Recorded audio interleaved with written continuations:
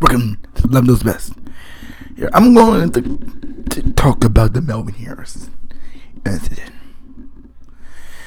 on a spiritual and moral sense approach.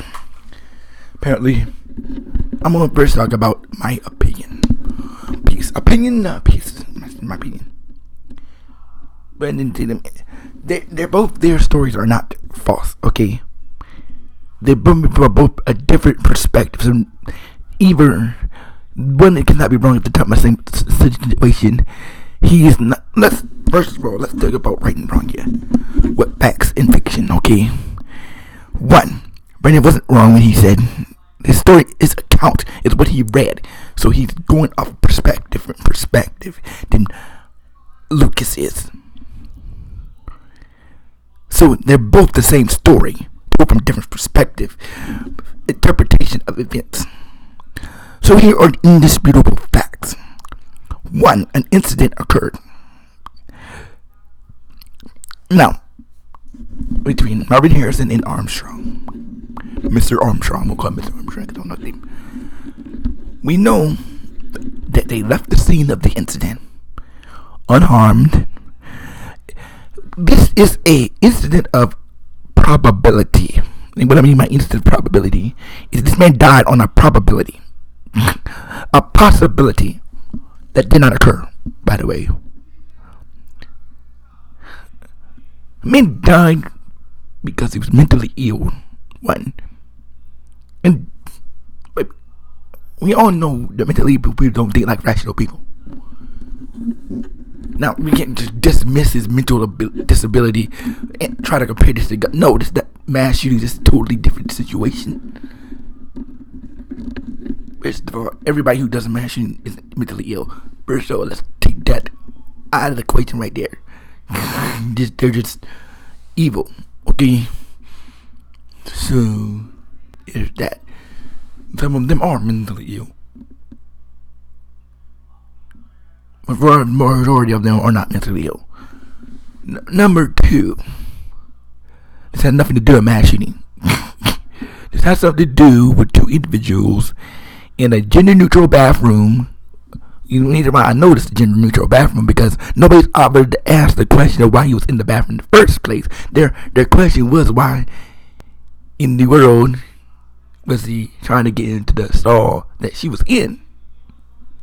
Now the question is, we won't never know the answer to that question because he's dead. But we only know their side of the story, which could be lies, could be telling the truth, but we can't tell me because he's dead. Dead can't speak, can they? The dead can't defend themselves, can they? They can't tell a different story, contradict the story. They can't tell the truth or not the truth, can they? The dead can't speak. So therefore we're left with their account of the story, which could be a lie. Witnesses said they saw him punch him. That's what they saw. We cannot go on what we think might happen, what they said. Oh, he hit me first. Well, he could be lying. What the witnesses said. The witnesses said that you hit first. That's what they saw.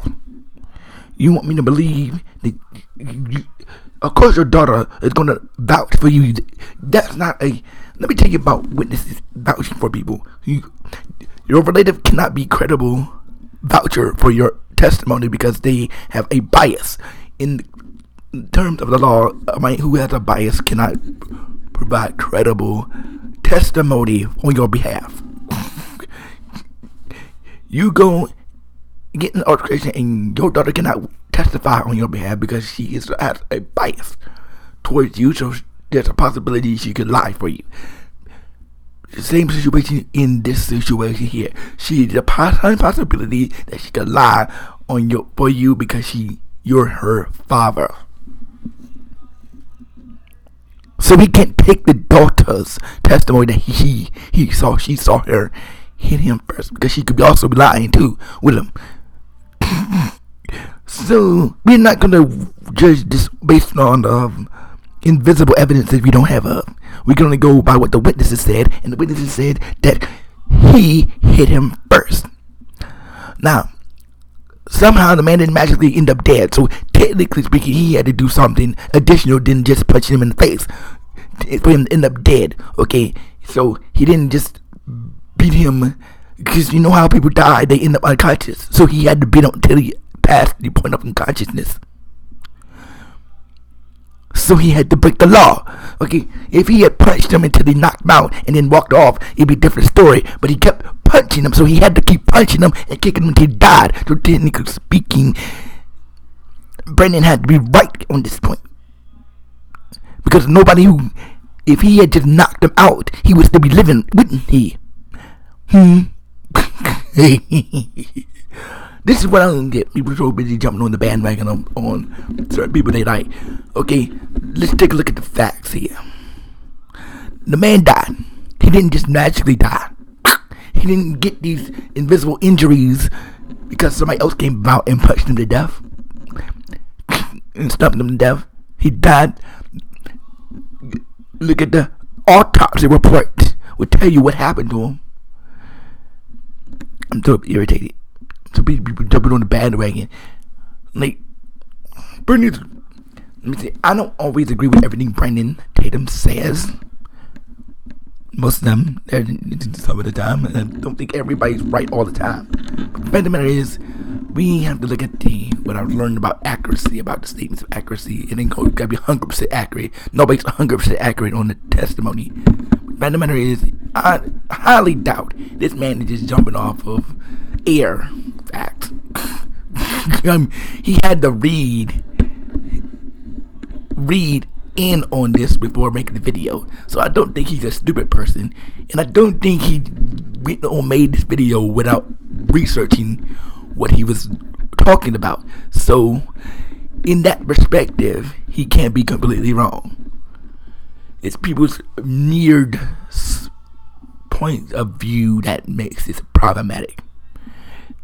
It's a fight between was it okay for him to kill him or was it not.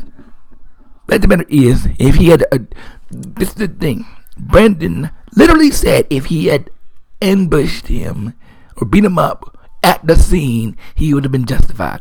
But because he left and came back, or left and found the guy someplace else, he committed a new crime, which is true by the state of law. By the state of the law, he did commit a new crime, and he is guilty of murder. I don't care what might have happened to his daughter, because nothing actually happened to his daughter, his 15-year-old daughter. I know she was a teenager. That fact I do know, and she's not a child. She's a teenager, maybe a minor. He probably would have been, if something sexual would have happened, it would have been statutory rape, not child molestation. Let's get facts right.